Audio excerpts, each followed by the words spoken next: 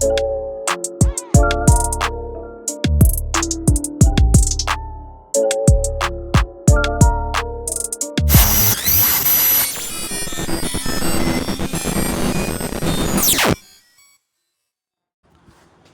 up, y'all? Welcome back to the Hack Shack. Before we get into the car stuff, I want to give you a little story on Craig. Three-legged Craig. So, you want to tell it or you want me to tell it? Craig went missing. No, I want to go back. Like how far back? Okay, so Craig showed up here and I ran him off a bunch for like a month. He just showed up and kept coming in, and I don't want to feed another dog, and he's just a stray, looked pretty terrible. So I shoot him away. I wasn't mean to him or anything. I just, shoot him away, shut the gate, didn't let him in. Well, then we noticed he's missing a leg. And I have a thing for crippled animals. Yeah, and people with problems too. So we let Craig in our lives. He starts showing up in the shop, and he's still a stray at this point. So he's in and out. He's back and forth. He's filthy. We gave him a bath. He disappears for almost a month. Well, then he comes back, and he doesn't leave much. Maybe just going to the neighbors and whatever, bothering them, chasing their little dogs or whatever. But he's here a lot, as y'all saw in the videos, in the previous videos. So anyways, Craig's here a bunch, and then all of a sudden, Craig's not here and gone, and we don't see him, and there's no trace of him and no sign of him for 2 weeks. He's going to hide because he likes to hide under trucks. But so you're gonna have to tell him how you found him, because I don't even know. It's been 16 days since he was missing at this point. This is Thursday night. Right now it's Saturday morning. This was Thursday night. So 2 other stray dogs show up at our place. Well, we don't know if they're stray. I get on pawboost.com to see if anybody is missing these dogs, because they're not puppies, but they're not adult dogs. Well, I searched, I couldn't find nothing. And I happened to think, well, let me get on there and look for found dogs to see if anybody's posted on Craig. Search there. On page 3, somebody found Craig. The lady was actually... Hold on. Where at? I'm going to get there. Okay. The lady posted a picture of him but did not take him home. And in the ad, it said he was all the way in Pasadena. We're in Dayton. That's 35 miles if you don't know. 35 miles. Okay. So there's an option on there to contact the person that posted. I was able to contact her. She said she didn't bring him home, but gave me the exact location of where he was at, which was Texas and Main Street. Chevron station. At a Chevron station. Well, I gave my husband a puppy dog eyes and told him, let's just go look. He said, babe, it's been 16 days. Most likely he's not going to be there. Well, we went, and as we're pulling up into the gas station, here comes Craig running out. He knew that truck. Got out, and he immediately jumped in the truck. So. Yeah, like jumped in and said, get me out of here. Like, I mean, you could tell he was ready to go. And he's been here ever since, which that's only 3 days. This is the 3rd day he's been back, but well, 2nd day, I guess, really. He's hiding under the 47. It's like his favorite spot because it's up on the lift, and it's nice and cool under there, and nobody bugs him. But he's been sleeping in a kennel at night in the house because he's good with it, and we know he won't run off that way. So we suspect the neighbors hauled him off. That's the only logical conclusion. A 3-legged dog did not run 35 miles in any amount of days. Last time we saw him was on the 6th. On the 11th, the girl posted he was at the gas station. We don't know how long before that he was there. No idea. But he was gone from here the night of the 6th. And so I feel like somebody threw him out at that gas station. His head has a big old road rash scab on it that you saw. Maybe he jumped out of a truck. Maybe they threw him out. Who knows? It doesn't look like he got run over or anything. He's just got some rash on him, and he's super skinny. So we put a collar on him. And tag. And an Apple tag, and we're gonna get him microchipped. And yesterday she worked on the fence because we got to fence off a little portion of our property, so it's all fenced then. And we're gonna get him fixed. Sorry if you heard that, Craig, but it's happening. Gonna get him fixed and get him microchipped and get his shots up to date. We're gonna claim him. He's gonna be our dog. So, Yeah. Three-Leg Craig is gonna be Craig Harvey, AKA Craigery. Craigery. Yeah. So that's the story of Three-Leg Craig, and now let's get to the truck stuff. So this week we're going to, I guess you'd call it paint correct or wet sand and buff. I don't know. My buddy Brian Barber, who, if you go all the way back to my very first video, Brian helped me get through that. He was the man behind the camera on that video, so he's coming to help me. He's very, very detail oriented, and he has a really nice polisher and stuff. So I talked to him and said, "Hey man, I want to get you to." Okay, back up. He works for a company down here local to me. He lives in North Louisiana. So I said, "Hey, before SEMA sometime, when you're down here, I'd like to buy you dinner or whatever and get you to come show me what I need to do to kind of make the paint on this turd look a little better." I mean, it's shiny and it's good, but the truck is rough, and I didn't prep the floor, as everybody saw. So there's little nibs and there's trash in the paint, and I want to make it look as good as I can. I never thought I would say that, but I want to bring it out even more. I know that this crap ain't gonna slick off, but man, we can polish it, you know. Maybe do a little sanding on some of the trashy, maybe the flatter areas where there's some more trash or orange peel, and then just polish it out, make it look as good as we can. Well, I wanted to do that before SEMA, and he said, "Hey, let's do it before race week. Let's do it this weekend." So I said, "Well, I mean, if you're game for it, I'm game for it." So he's on his way right now. It's Saturday morning, and he's headed this way from Louisiana. He'll be here this afternoon sometime, and we'll get going on that. And I guess maybe this video is going to be a little long. I'll try to do like a step-by-step because I want y'all to see what we do to it. That way, you know, if you have a clear coat that isn't slick on something that needs to be slick, you'll know how he does it. Not how to do it, how he does it. I'm not going to tell you how to do things. I'm just going to tell you how he does things. Just like how I painted it or how Cody airbrushed it. This is not a how-to channel. This is a look at how we do it channel, I guess. It would be the way to call it. But anyway, so that's what we're going to do. And you've already seen a little piece of that, but that's what we're going to do. And now we're going to do a quick little weekly update video and get to the work. I'm also going to put a fuel gauge in here and maybe work on the reverse lights today while he's on his way. And I'll probably just time lapse that. I don't know if I do too much time lapse or not. Y'all let me know. I mean, if it's too much, I'll just not do that. But I figure some of it's funny and I can catch it and slow it down if I need to or whatever. But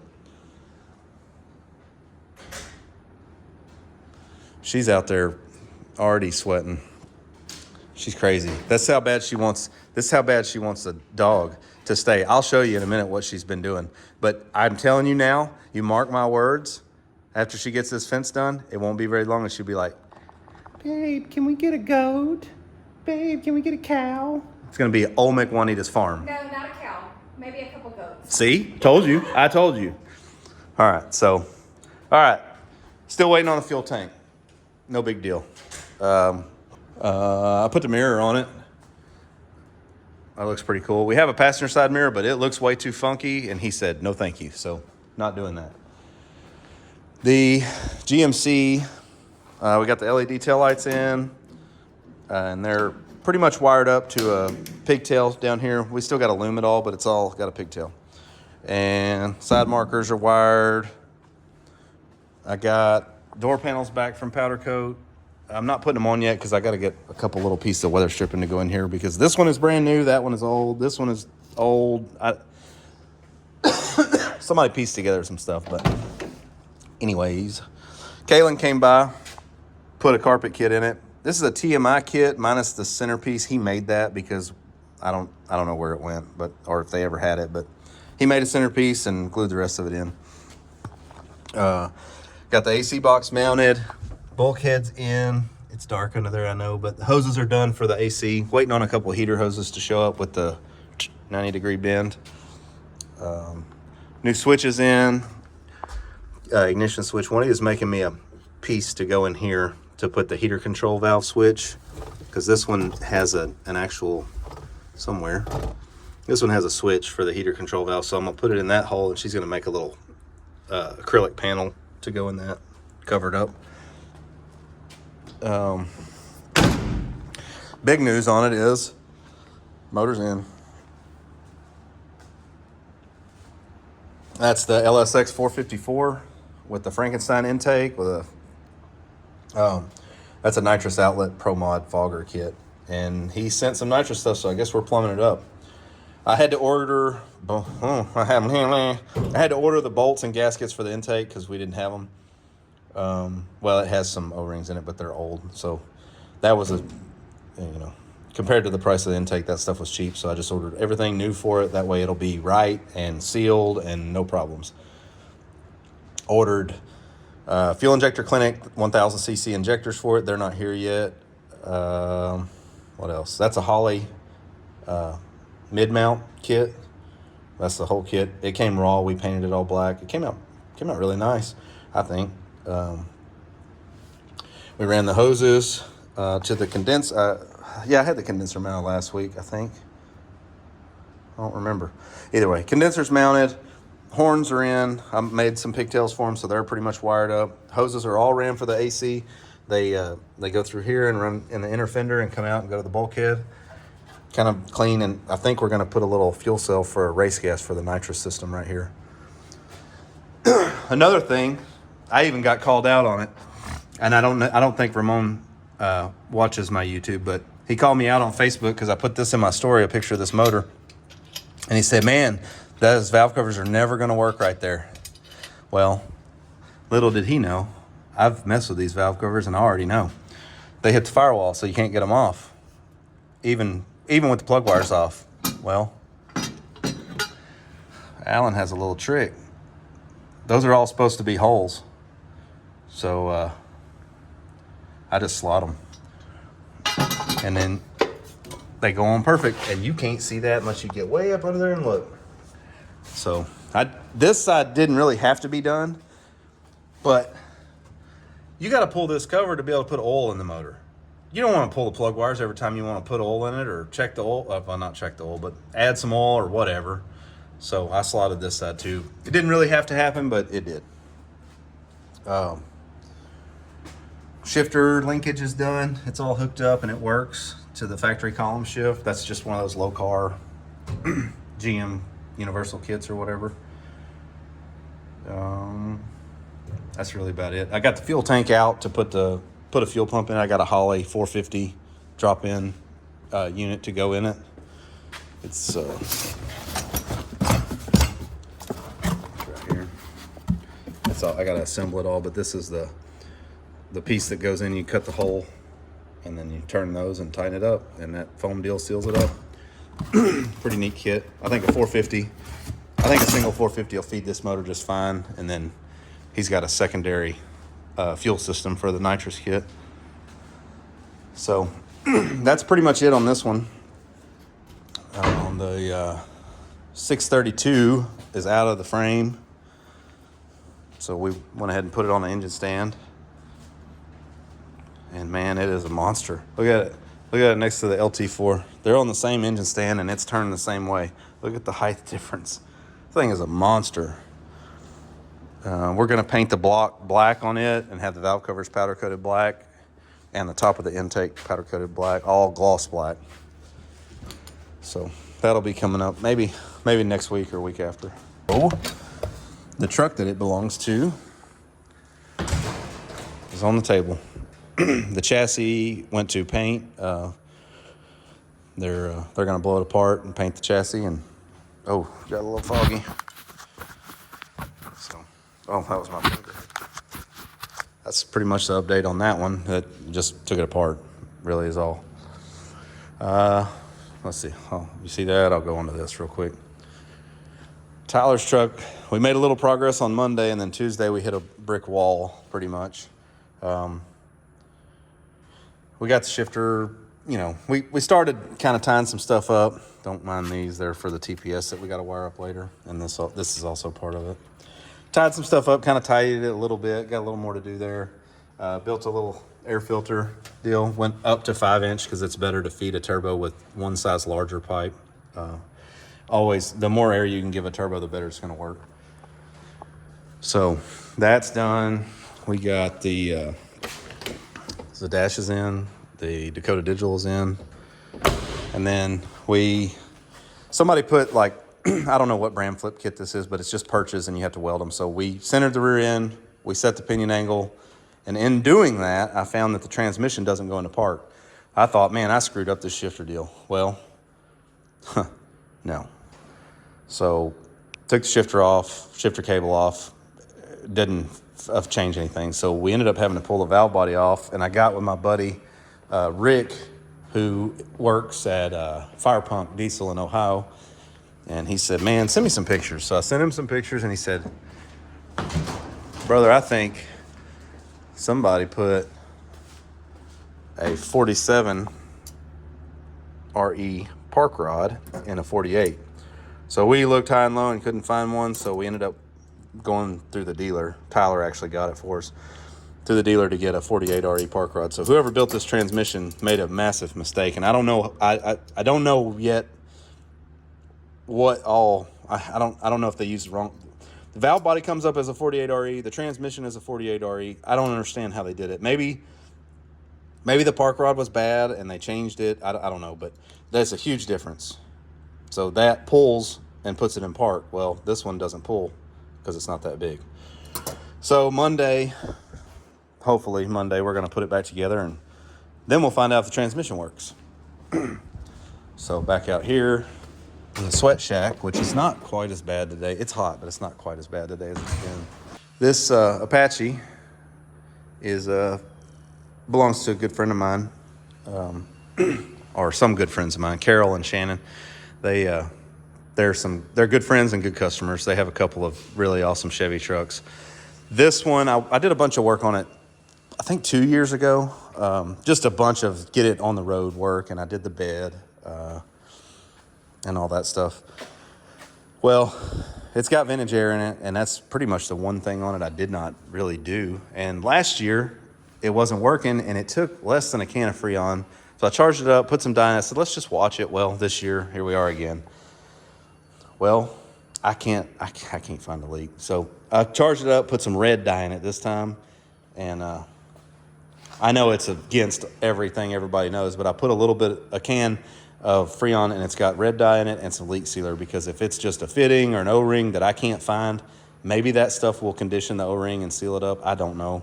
But we're going to watch it a few days and run it and just see where it goes and see if we can find a leak, because I can't find a leak anywhere. I don't.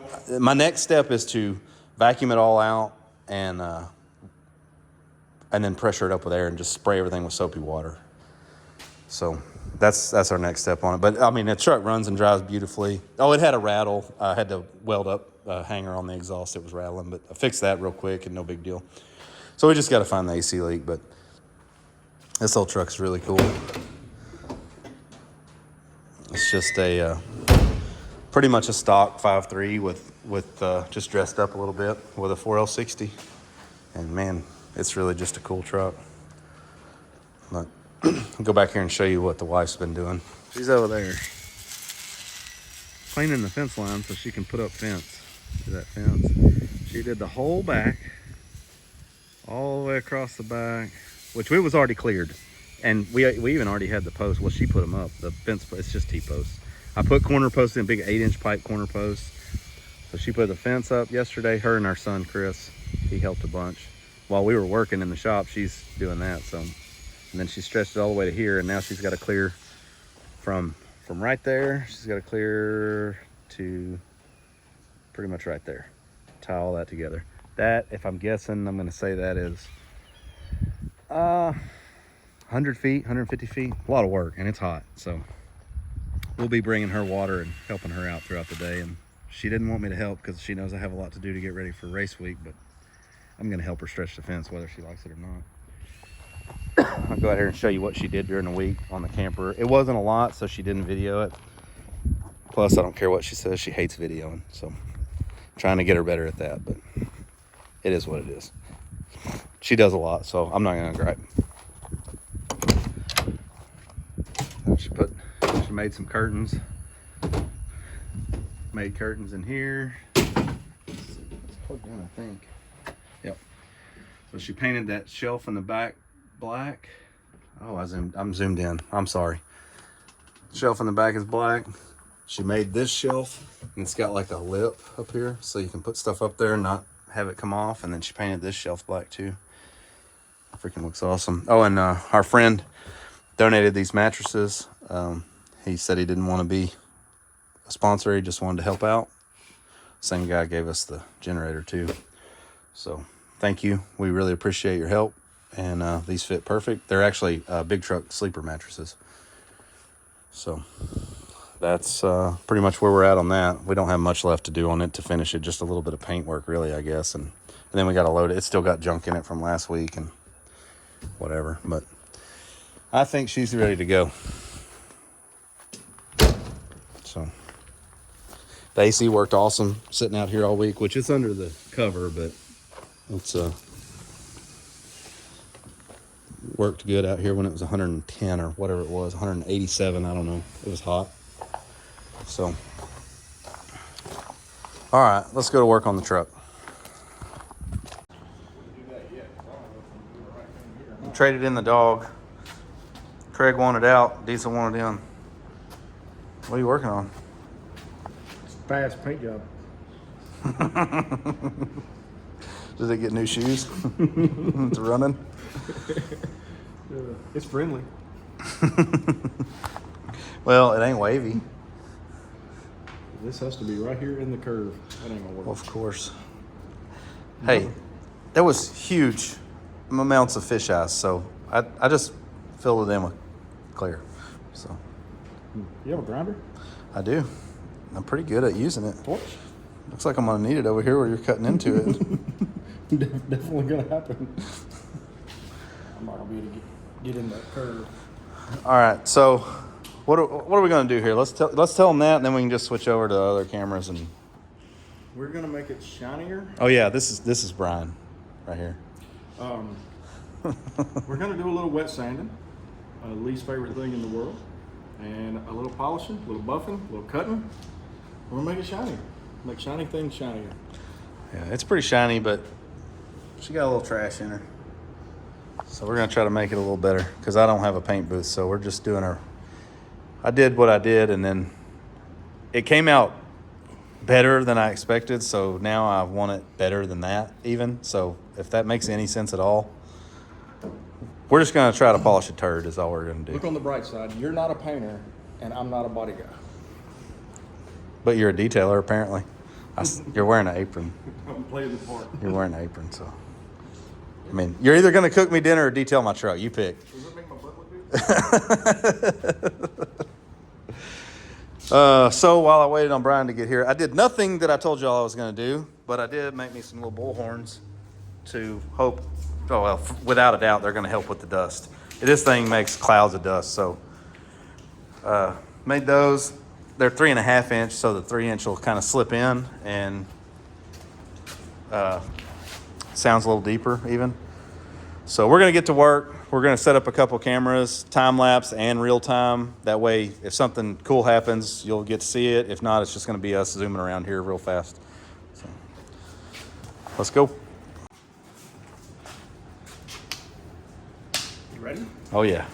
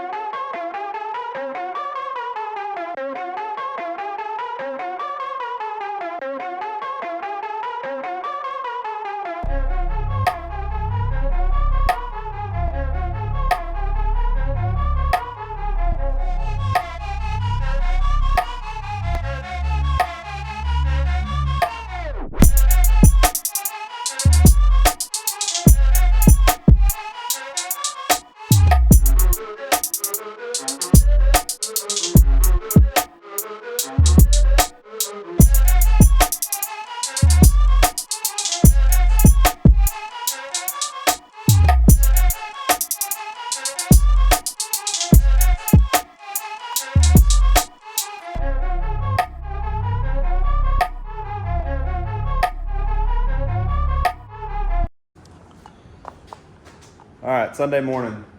We worked on it a little bit last night. It's on the time lapse, not a lot, but we got it mostly sanded and started on the compound, the coarse compound. Now, we're not trying to make this slick.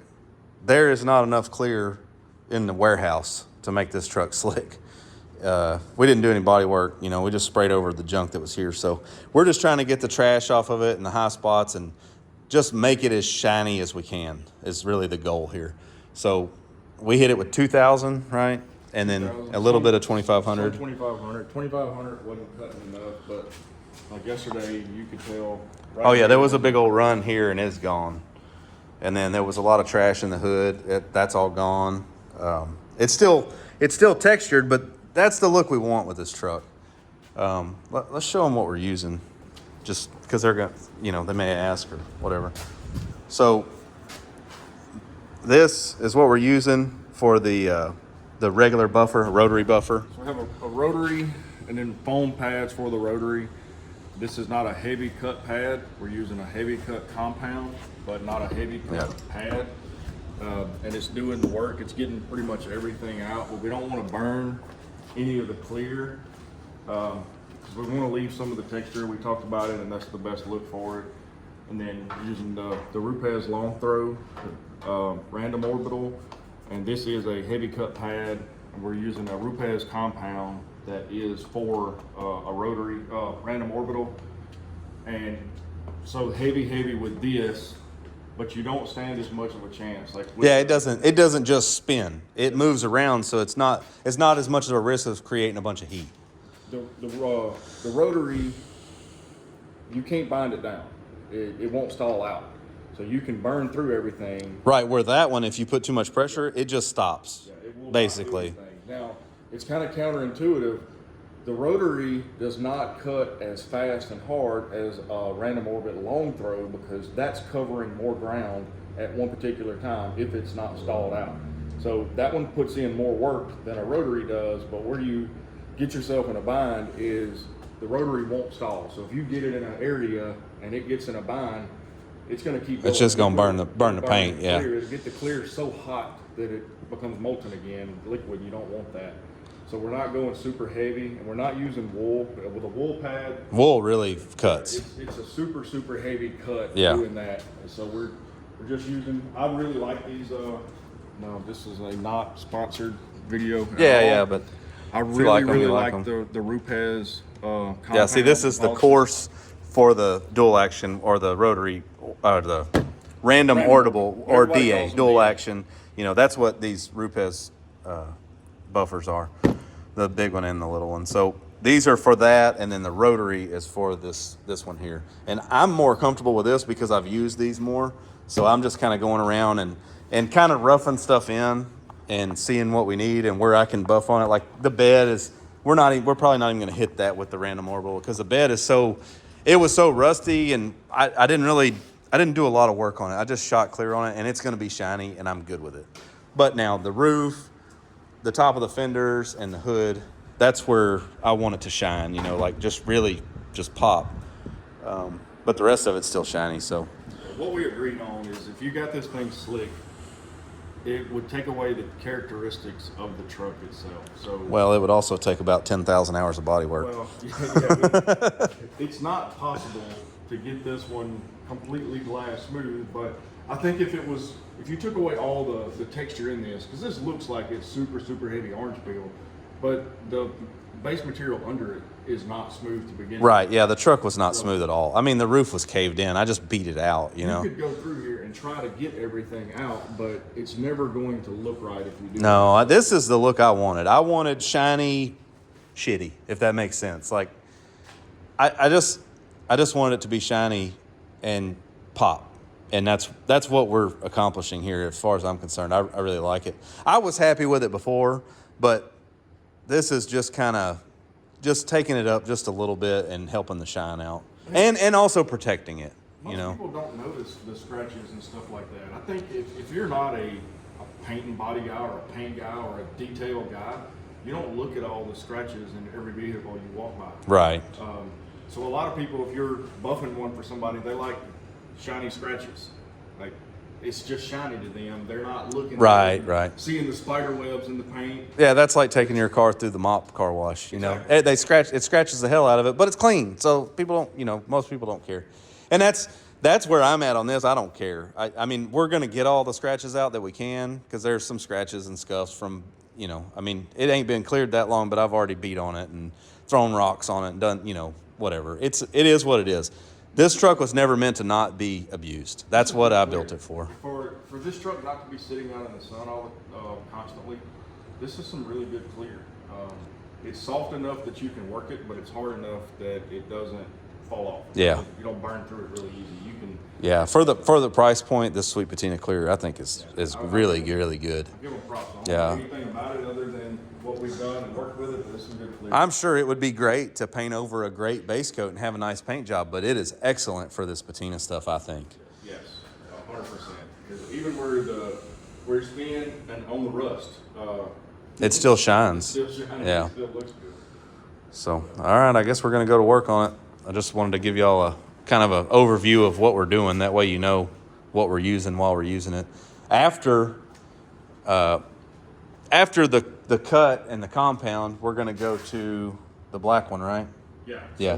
So We're just going to use this high performance fine polishing. There is an ultra fine, but we don't think this truck needs we that. don't need that. Yeah. That's for a vehicle coming off the lot. Like you'll see a big difference, but we'll also change pads. So that in the rotary, which we probably won't really do anything on the polishing side with the rotary. Okay, we'll just go to those. Random. Okay. And then we'll change pad, we'll go to a lighter pad. So for that one in particular, we'll go to an orange pad, which is a softer, it's not going to do much cutting. And then that one, we could change a pad and go to a lighter cut, but I don't think we need it on here. For the speed, I don't think it's going to help us. I believe staying with the random and just knocking it out, because it'll go quick. 10-4.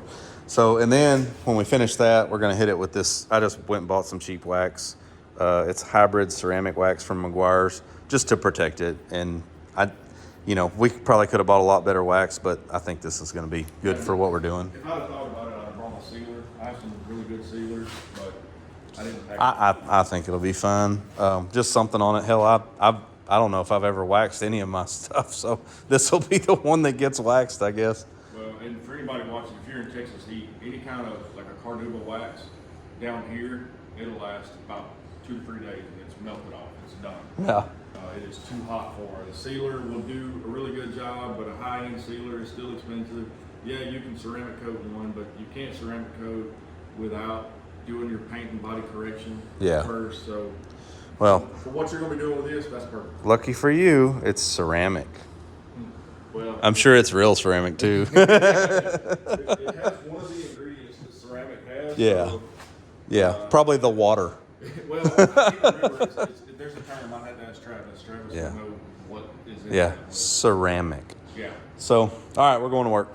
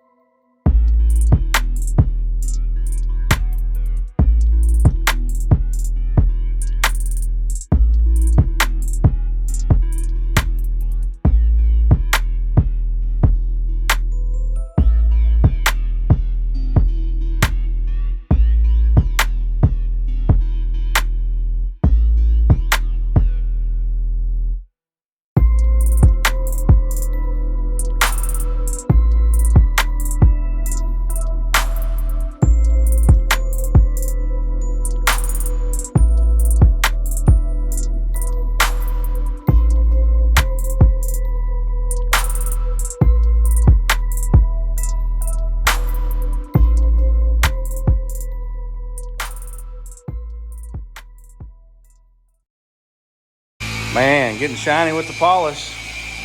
Looks pretty good. What do you think, Brian? Looks good to me. Oh my God, are you polishing my truck with them eyes? All right, so what are we doing? We already did the compound, so now we're on to polish, right? Yeah. And you're almost done polishing, it looks like. We're 63%. 63%, all right. Well, he won't let me polish because I don't know. I'm not very good at it, I guess. But so to tech in at race week, we got to have an external battery switch. So I made this little bracket and hooked up a it's temporary.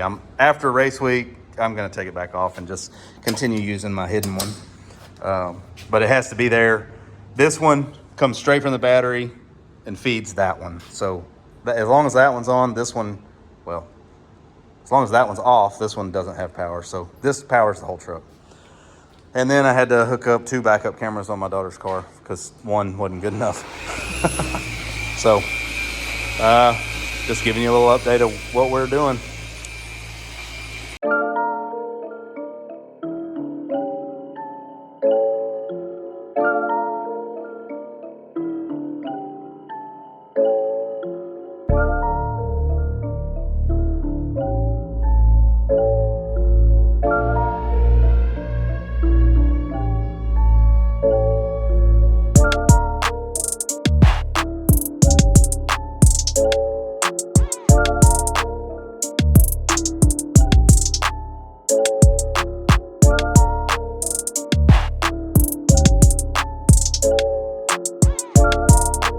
But so what you were saying is, by definition, we are actually polishing a turd. Yeah. All right. According to Merriam-Webster. I don't know her, but we'll continue polishing this turd.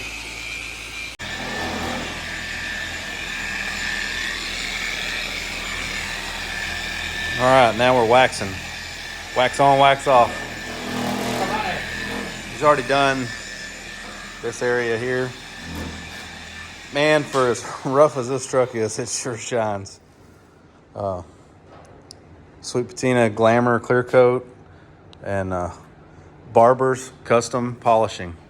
Hit him up on Facebook. He's all about it. He loves polishing cars. He does it for a living full time, and he has no waiting list. He's ready to go. My name's Tommy Hurst. Yeah, no, he's just doing it for fun. So even though it doesn't look like a lot of fun, but we're actually enjoying it. So we're almost done. So finish up this waxing and then we'll close out the video. Well, I think it's about done, or it's as done as it's gonna get. And man, Brian, I appreciate you very much, sir. You did a hell of a job, and you even let me help a little bit, not a whole lot, but I didn't mess anything up, so there's that. I think it looks better. I think it does too. Like I say, I really appreciate it. I don't know if the lighting in here is going to do it justice or this camera, but man, it is. It's not super slick because that is not what we wanted. It's just really shiny. And it doesn't have a bunch of trash in it from being painted in a dirty shop, basically. So we enhanced it, I feel like, again. And man, it is it's shiny and it's protected now too, so there's that. I had a good comparison. This truck is super high gloss paint. Yeah, look this truck is gloss, and then this is what we did. So not really. Still need to polish my balls. It still tastes funny. Huh, jeez. Okay, well, tell everybody then, I guess.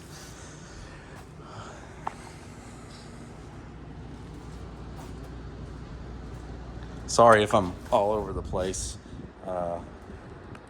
I'm excited. It's getting late on Sunday, and trying to finish this so we can wrap the video up so I can have a video first thing in the morning.